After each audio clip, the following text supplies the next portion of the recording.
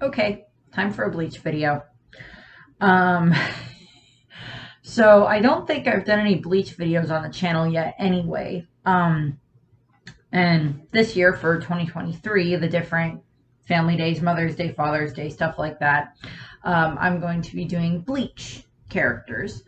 This one is going to be Brother's Day, because the day that this is going up is Brother's Day in the United States. Which I don't know if I mentioned this before. My mom didn't even know that that was a thing. She knew, of course, Mother's Day and Father's Day, and I think Grandparents' Day, but she's like, I didn't know that there was Brother's Day and Sister's Day. I think there's also just like a Siblings Day and a Step Siblings Day and Cousins Day, and I know there's an Aunts and Uncles Day and stuff like that. But we're going to do Bleach this time around. So I'm going to go through and I'm going to mention the different brothers in Bleach. I'm sticking with just the canon characters, so the ones that we see in the manga and stuff like that. There was one I debated about throwing in from the anime, but I'm like, not really. I didn't really want to. So just going to do the canon ones that are from the manga. Straight up front, some of the names I've only heard them in the anime a couple of times, and I'll probably mispronounce a couple of them, so I apologize for that. And they're not in a huge particular order. I guess they're kind of in order that we kind of become aware of them, or in order that we kind of meet them a little bit to a degree. So it'll be very prominent down to much less prominent ones as well near the end of the list. Starting off, we start off with, of course, the main character of the series, who is, of course, Ichigo Kurosaki. And, of course, he has two younger twin sisters, Karin and Yuzu Kurosaki. And pretty much, we see his relationship with them pretty quickly in the first episode. And, we see what he's willing to do to protect them, and the fact that he becomes a Soul Reaper in order to protect them from the Hollow that's attacking their house and everything, and takes Rukia's power to do that. So we see that there pretty much throughout the course of the series. There's multiple times where he has to protect his sisters, and there's also just times where he ends up, just being the big brother at times when it comes to being around his sisters and stuff. And just, he has like different shifts in his relationships when it comes to Karin and Yuzu, with Karin being the much more tomboy type of a thing, and with Yuzu being a little bit more of the girly girl to a degree. But, and both of them, of course, get along fine with each other, but I'll be going over them when I get to Sister's Day a little bit more. One thing I would point out I think it's the fourth Bleach movie, the Hellverse one, Ichigo goes down to hell to save his sister. To save Yuzu's soul, so that way she's okay. He does that for her. And there's other various points in times where he saves them from hollows and everything like that. And, Karin kind of knows what he's doing as a Soul Reaper, and because she can see the hollows too and stuff like that. So she kind of knows about that too. Yuzu kind of knows a little bit, I think, by the end of it. And I think by the time they jump ahead, after the 10-year time skip and everything into the future and such, that I think they do kind of know a little bit more about what their brother does for that stuff. Whether or not they're ever told exactly what their father is, that Ishid is a Soul Reaper as well and everything, that's a little bit left up for debate. But yeah, so we have Ichigo in regards to Yuzu and Karin and stuff. And then up we have Byakuya Kuchiki, who is, of course, the older adopted brother of Rukia Kuchiki. And, at the beginning of the series, when we're first introduced to Byakuya, when he comes to take Rukia back, there's this very, very, very stiff relationship that they have with each other, where Rukia does very much respect and appreciate her brother and everything, but we of course see that Byakuya is very conflicted in regards to kind of allowing what's going to happen with Rukia's execution and stuff like that. And we see that, of course, takes him being beaten up by Ichigo and interacting with Ichigo for Byakuya to get that knocked into his head that, like, you are an idiot if you think that it is the correct thing to do to allow your sister, who you swore to your late wife that you would find and protect, that you would that you're going to allow her to be executed and everything simply because it's the proper duty thing to do. No, she is your sister. She didn't do anything wrong, you idiot. And there's that whole thing that happens there where it's like Byakuya gets schooled in how to be a good older brother by Ichigo, and I love it.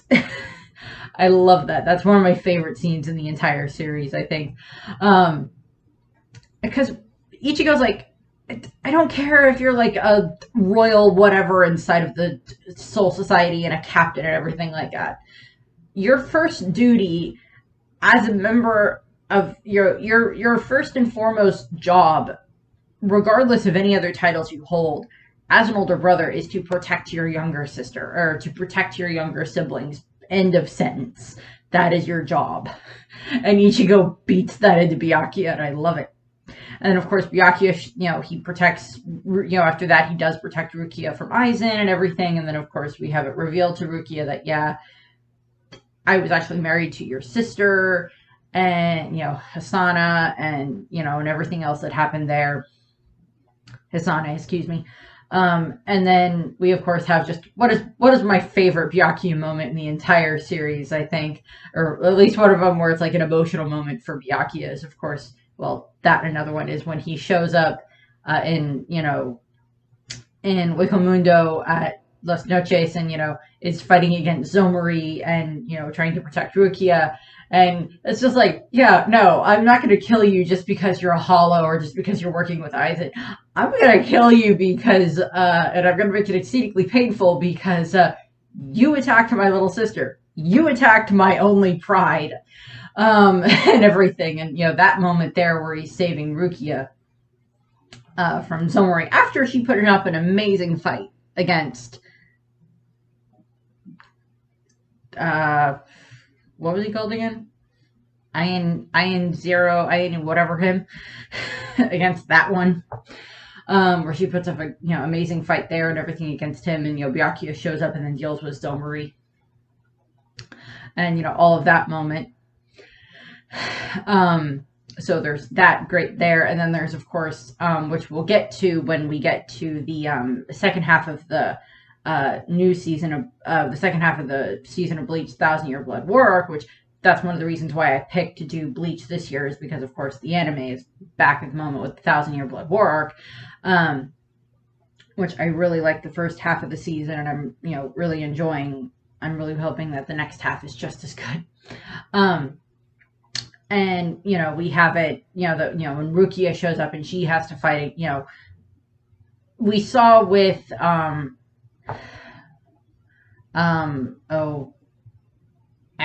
not Askin, what was the fear guy? Asnote.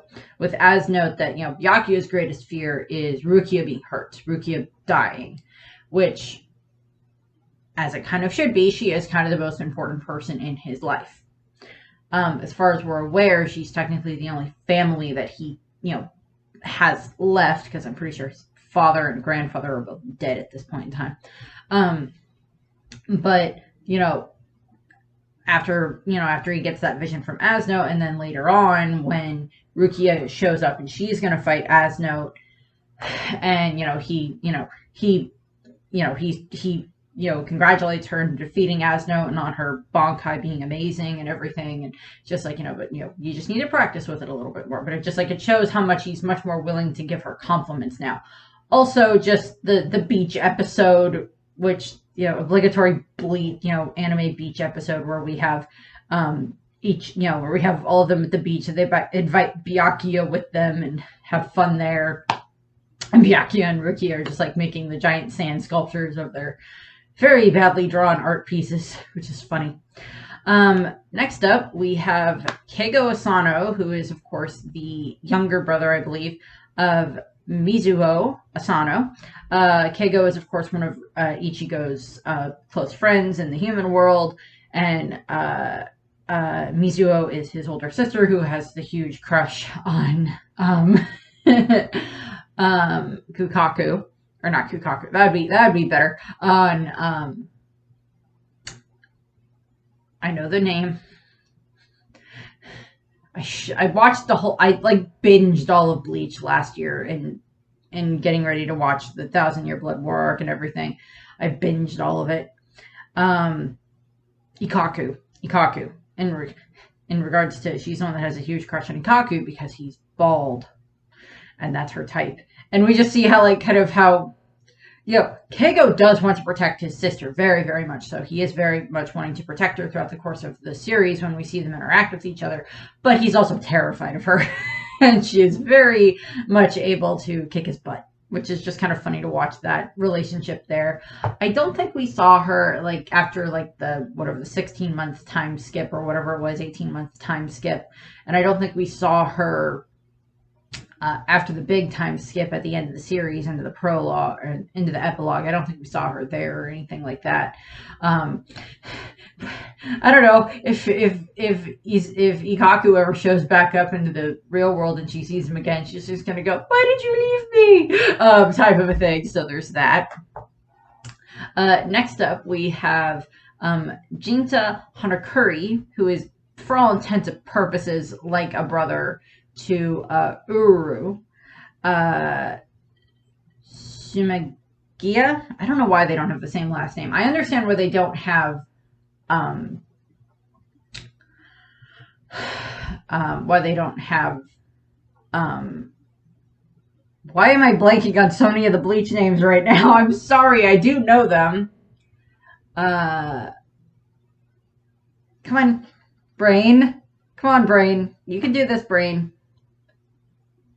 Kisuke. I know why they don't have, like, Kisuke's last name, but I don't know why they don't have the same last name as each other, because for all intents and purposes, they are brother and sister. And the fact of how they were raised by Kisuke with, like, Kisuke, being like their father and stuff like that, and Tessai being like their, Kisuke and Tessai being like their father figures and stuff like that and taking care of them. And Kisuke treats them like they're his children anyway, even if they are basically, for all intents and purposes, mod souls set up the same way that, like,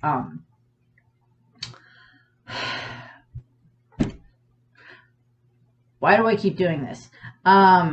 Same way that, damn it, I shoved all the Bleach names in my head and now I just can't find them when I need them. I hope this is as entertaining for you. Same way that, come on, brain.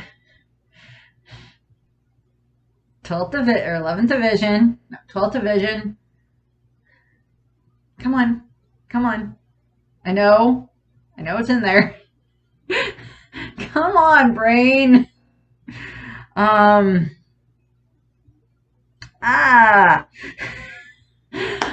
He made them.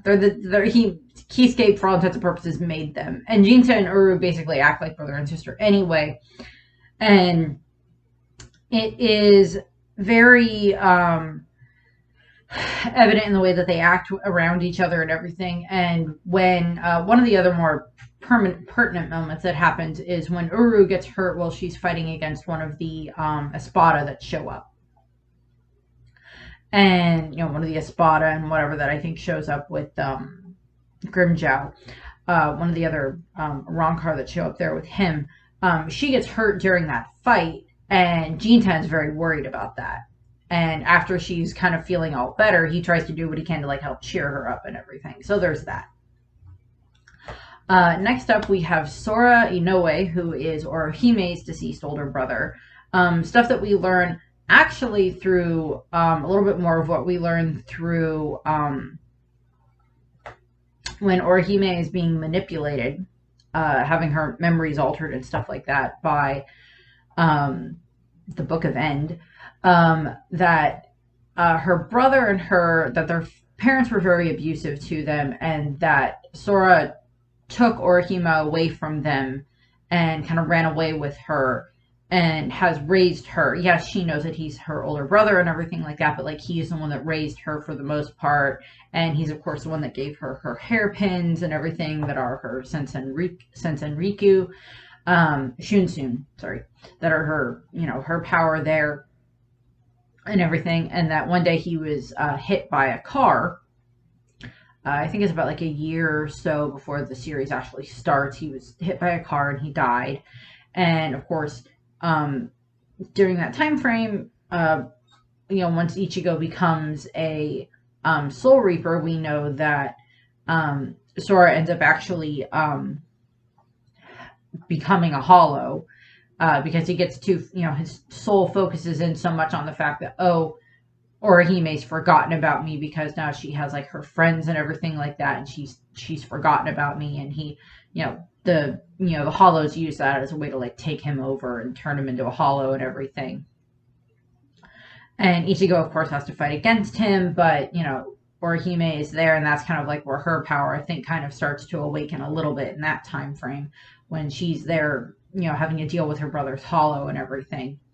So we get that, and we get some flashbacks of them later on, via, as I said, via other things. We get to see the two of them have, you know, have Orihime have flashbacks about her brother and stuff.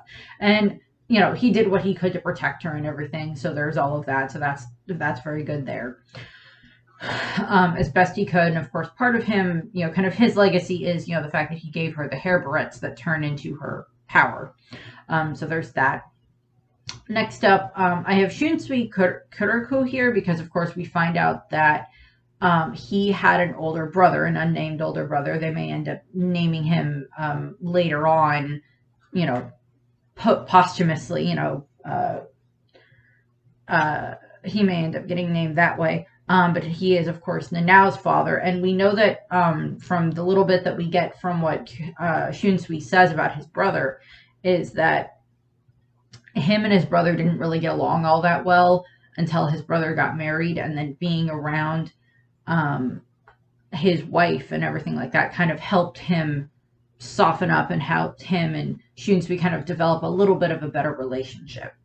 And of course, Shunsui has kept an eye on Nanao, and of course has her as his very, very trusted and amazingly awesome lieutenant. So there's that. We don't really get any additional information there about that. We might get a little bit more later on. If they're able to expand on that a little bit more in the anime, that would be nice. Then we have the Omaida brothers. So Marechio Omaida is, of course, the lieutenant of Squad 2 under Soifon. And he has a brother. So I don't remember if Marechio is supposed to be the eldest of all of his siblings, or if the one sister is older than him. I don't remember exactly, but he's the one that kind of took on the duty of being a Soul Reaper, and the other three just seem to be souls. His father was the former lieutenant of Squad 2, and they come from a very well-to-do family, as is stated multiple times throughout the course of the series. But Marechio also has a brother. Probably going to butcher the names. I apologize. Mariuju Rosabu. Sorry. And then they have two sisters. Marimi. And then Mario. Mario is the younger, the cute one that we see. That we saw just like in the last episode of like the first part of the series coming out for Thousand Year Blood War. She's like the little girl there that's like around Marechio while he's at home and Soifon's off training. She's like, brother, will you play ball with me and everything? So she's there, and we know that coming up that I think it is BG9 or whatever, the cyborg Quincy or whatever, is going to show up, and he is going to attack, and Marechio is going to protect his sister during that time frame. And I would assume that she survives. We know that she gets hurt during the attack, but I do believe that it is stated that she survives later on. So that, you know, we see Marechio step up there, as well as like we saw him step up earlier on in the series when everything was happening during the fake Karakura Town arc, and him stepping up there and helping fight against the different a fraction from that they had to fight there. So we've seen Morechio step up. We don't really see too much about his brother or his other siblings. So there's not too much else there. So we don't really see him interact with them that much. I think there's some like side bits that they've done, but not too much. Then we have Kai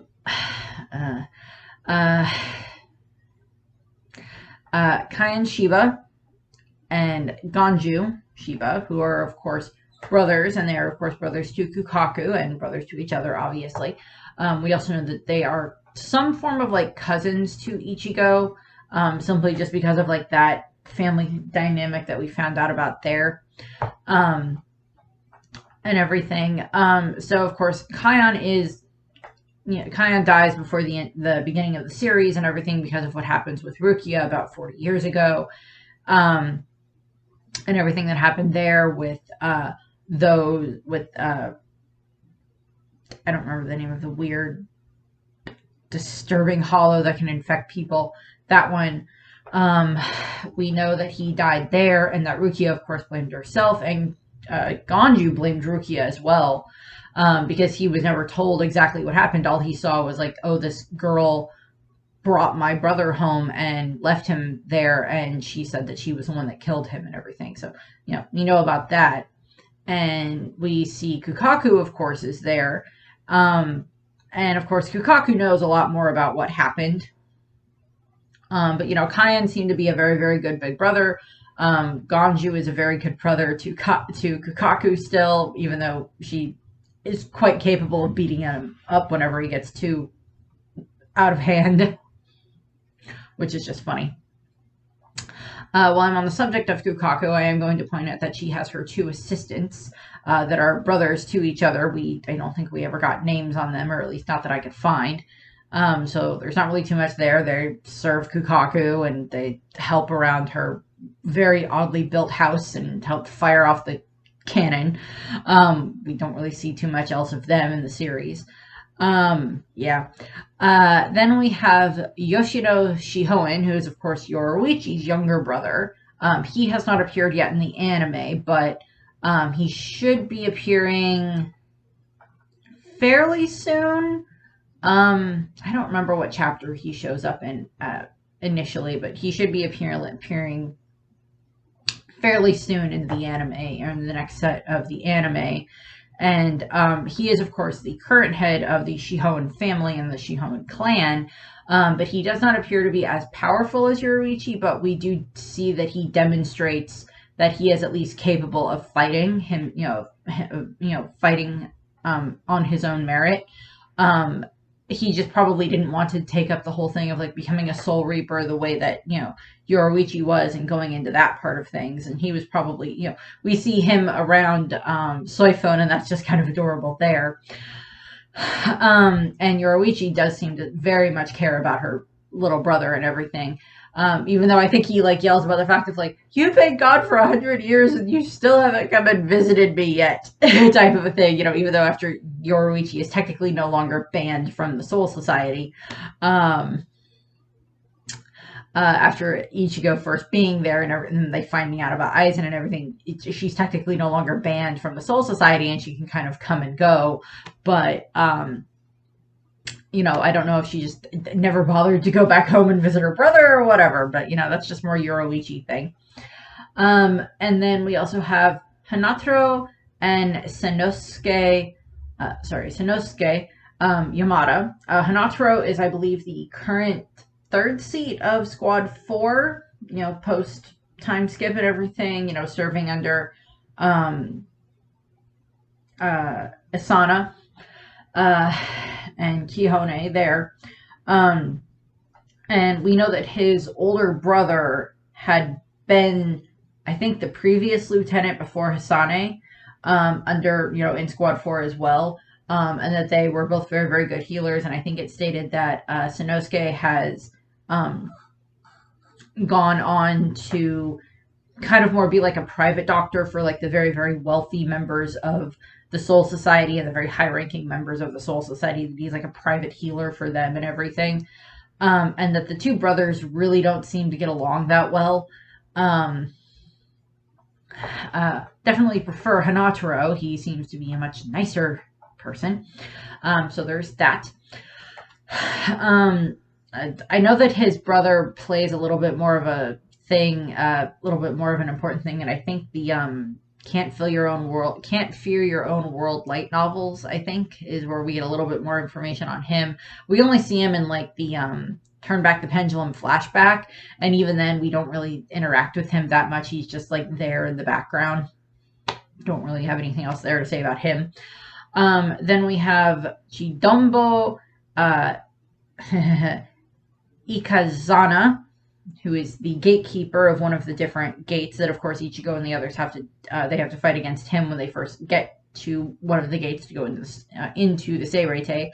And then, of course, his brother is Joribo Ikazana, who is the 4th seat of the 7th Division. I think he actually ends up getting killed by Uryu during the time frame when Uryu and Orihime and the others are running around within the Seireitei. I know that at least Uryu fights against him, if I remember correctly, and I think he does die, but I don't remember exactly. But Chitombo is around Ichigo and the others a fair amount. He's nice to them and knows when it's okay to let them in and out of the city. It's fine. So Chitombo's just nice, and of course Orihime, heals his arm. I like Chitombo anyway. He always seemed like a nice man. And then we have so I have Yuichi Shibata, who is the boy that gets turned into the parakeet around Chad, that Chad ends up taking care of and everything, and that kind of being around that kind of helps awaken Chad's powers a little bit.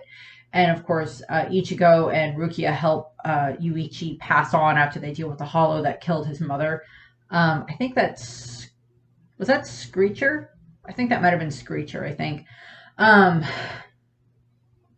And like they help Yuichi, not Yoruichi, Yuichi pass on.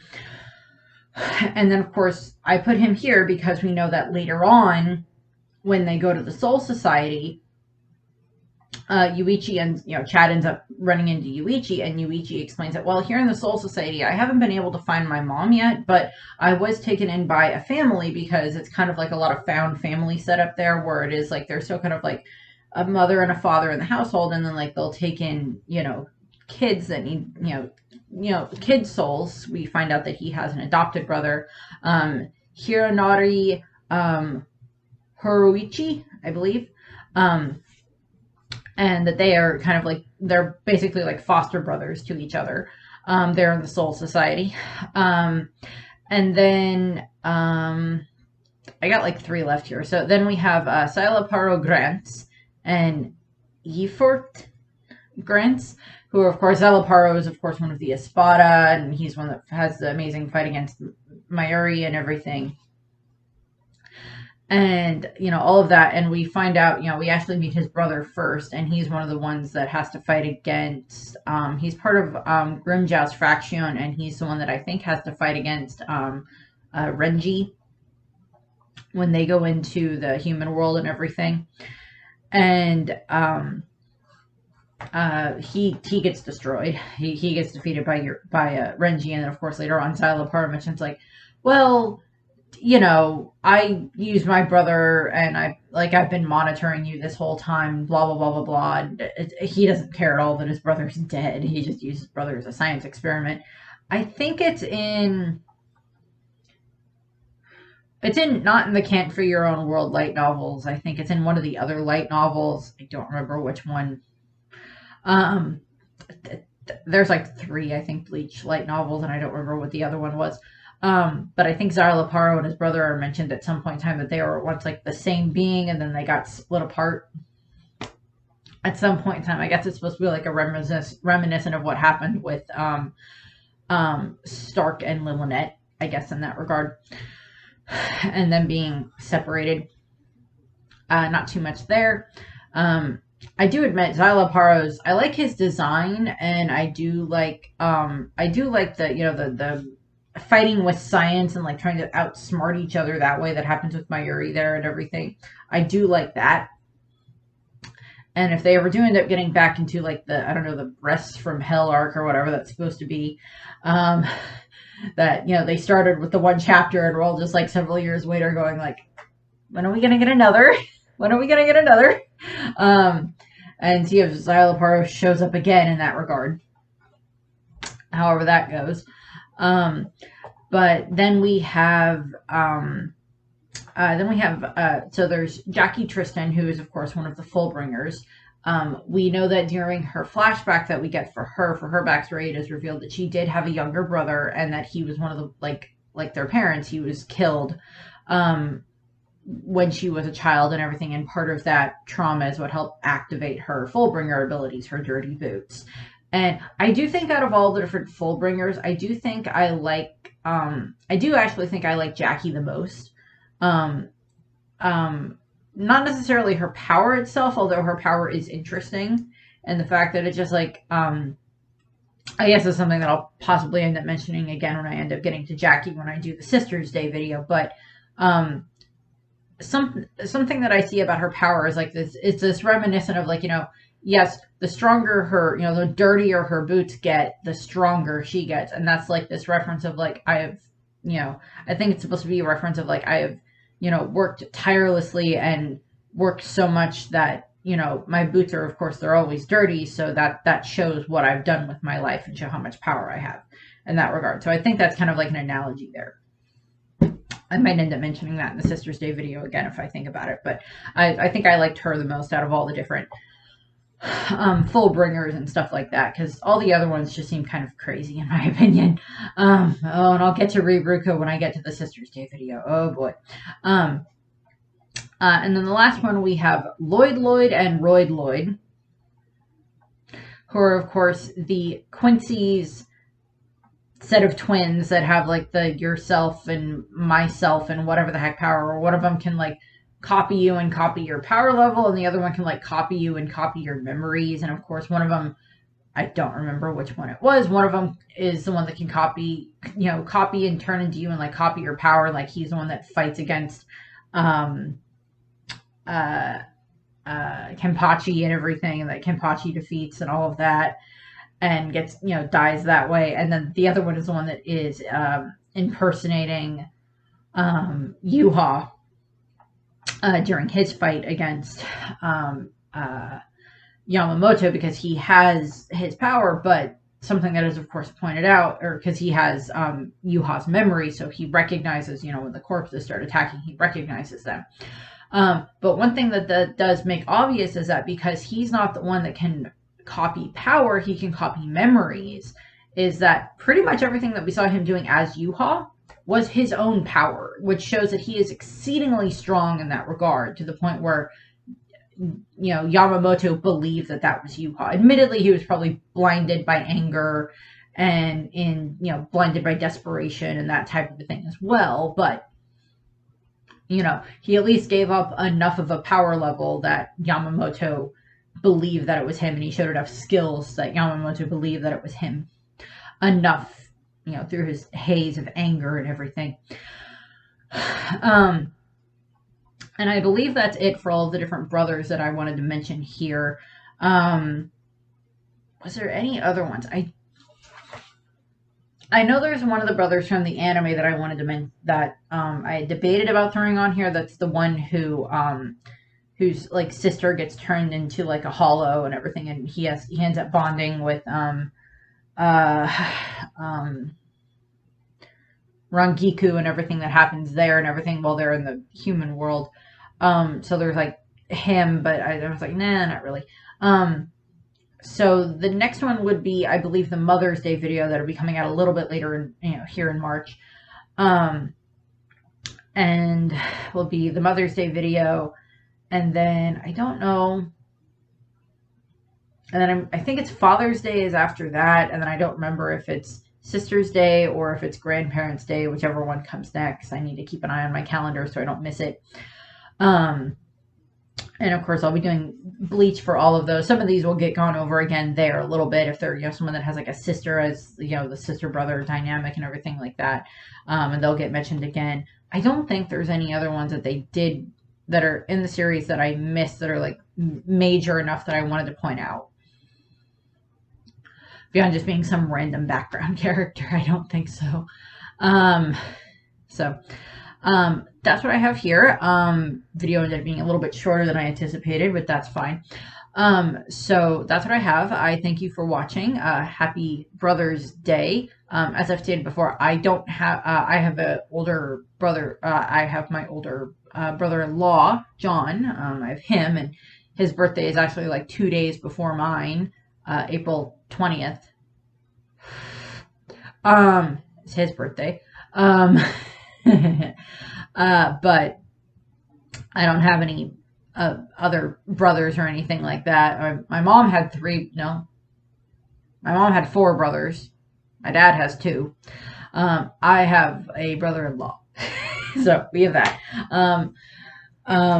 I wouldn't have objected, I don't think, if my mom and dad ended up having giving me a brother or anything like that. But I just have my sister. So that's what we have here. I thank you for watching. I hope you have a nice rest of your day. And when Bleach comes back, I'll be more, happily watching through those episodes some more. So that's what I have. Thank you for watching. Have a nice day. Bye.